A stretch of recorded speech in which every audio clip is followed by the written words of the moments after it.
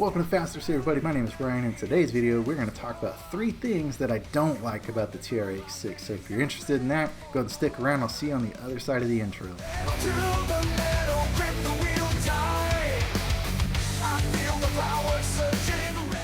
Alright, so I'm just going to jump right into it and not waste your time. And if you get anything out of this video, you're going to definitely want to watch at least this first section if you're thinking about getting a TRX-6. So here we go.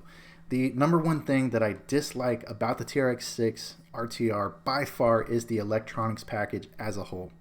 Probably excluding the transmitter. I'm actually okay with the transmitter. I like it quite a bit. But the motor and ESC combo and the servo, I would absolutely change out. I have a video, one of my previous videos that you can watch where I kind of talk about it a little bit. But just to sum it up, the XL5 ESC that comes in this rig along with the 21-turn brush motor, while it is an okay package for smaller vehicles, I'm not going to hate on it too much.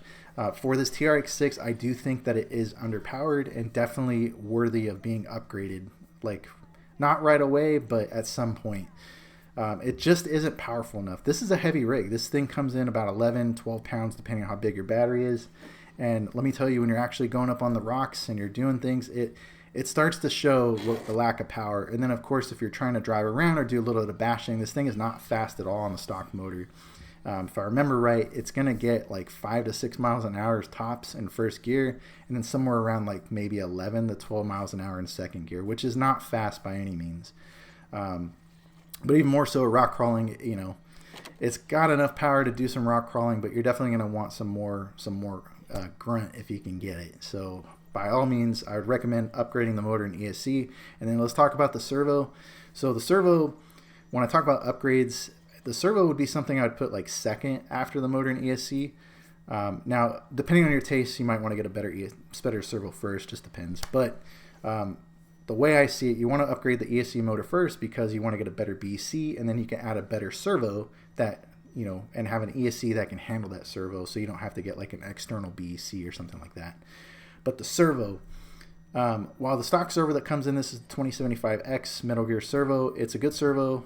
It'll be pretty reliable, but it's not quite strong enough. When you actually get into some hairy situations in the rocks or you're in a tight spot, you will notice that servo doesn't have quite enough torque to get you out of some tight situations. So in that case, in those type of deals, you're going to want to upgrade the servo to something around the 300 to 400 ounces of torque. Like what I have on my rig, which is the Traxxas 400 servo, has plenty of power, enough to move the tires and get you out of some sticky situations. Also too, if you're going to change out the servo, make sure you do get a metal servo horn for this. The stock plastic servo horn that comes on this does have an opportunity of stripping out. And so once you add a lot of torque up in that 300 to 400 ounce range, you're definitely going to want to get a metal servo horn. But for this first section, the electronics on this rig, it really doesn't do it justice. Trust me. Like if you upgrade those 3 components, it is going to be a night and day difference on this rig as far as how it performs when it's crawling and bashing. Like especially if you get, depending on the kV motor you get, like in mine, I kind of went overkill with a 4000 kV motor. This thing like rips on 3S, but it's a blast and I haven't broken any parts. So highly recommend it, and I'll see you on the next one. All right, next thing that I want to talk about is the body itself. So I understand that this G63 Mercedes body is not everybody's like taste of vehicles, and I totally understand that. When I first bought this vehicle, one of the first things I wanted to change was the actual body itself. Even though the body is beautiful with the moldings and everything that it has, it is highly detailed and it's a fantastic body with the lighting. Me personally, the light, or like not the light, but the body itself has grown on me, and I'm probably not going to get rid of it. I actually like it now, but I understand if somebody wants to change it. And I want to note one thing. There is really like no aftermarket bodies for this platform. There's like practically none. You might be able to find like some other knockoff brands on like eBay and stuff, or hard body, hard shell type stuff. But from like a reputable brand like a Proline, J Concepts, or some of the other ones, there really is not like a direct replacement body for this of like a different vehicle. They just don't exist. Not to say that you can't do something custom or get like a cab only body and then make like a custom flatbed or something like that. You could totally do that. Nothing stopping you there, or like extending like a Defender body or a TRX4 Sport or something, like one of those bodies. But just keep in mind, there's no direct fit bodies, and so everything that you do, if you want to change the body, is going to be completely custom. And so that might be a turnoff for some people. I know for me, It was something I was planning on doing, but then after a while the body grew on me and I was just like, what the hell, I'll keep the Mercedes and just roll with it. But wanted to put it out there. It is something that kind of sucks. I wish there was like a little bit more aftermarket support, but there just isn't.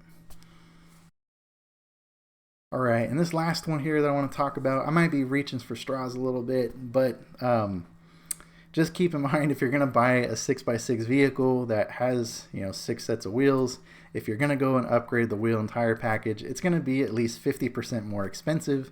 I knew that when I bought the truck, but even still, when I started looking into buying some new wheels and tires, it's going to hit you in the face just how expensive it is, especially when you got to buy that extra set. And then it's a really bummer if you're looking for wheels and they only comes in sets of 4. So then you end up with 2 wheels that you don't need. Maybe you could like attach them to the truck, the bed of the truck or something. But it is quite a bit more expensive. It's almost like buying wheels and tires for 2 vehicles at one time. I get it. It's kind of like a trivial thing to talk about. It's just like a nature of the beast. But just keep in mind, like when you get this rig, this thing is an absolute blast. You're going to have tons of fun with it. And then when you go to upgrade it, it's going to get quite expensive. But that's all I'm going to say about that. It's just kind of like a minor complaint, not something really crazy. And it obviously didn't stop me from buying the vehicle. So, all right, let's go ahead and get the final thoughts. All right, so we're at the final thoughts section, and I'm going to keep it short and quick because we didn't really have like a whole lot of stuff to talk about and the things I dislike about the TRX-6. And the reason why is because ultimately I love the TRX-6. It's my favorite vehicle in the fleet. There are some minor things I don't like about it, primarily the electronics, but gosh, I can't recommend this vehicle enough. It puts a smile on my face. So even with these 3 things that I don't like, it still doesn't bother me. I would absolutely buy this rig again if I had to, and I would recommend you buy it too. This thing is an absolute blast. So I hope you got something out of this video. If you did, go ahead and like and subscribe. I really appreciate it. If you're interested in more Traxxas TRX-6 content, I'm going to have a couple videos popping up. One where I'm going to talk about things that I like, and then I'll talk about my personal build and a couple upgrades that I made to my own rig. And if you like that kind of stuff, I'll see you on the next video.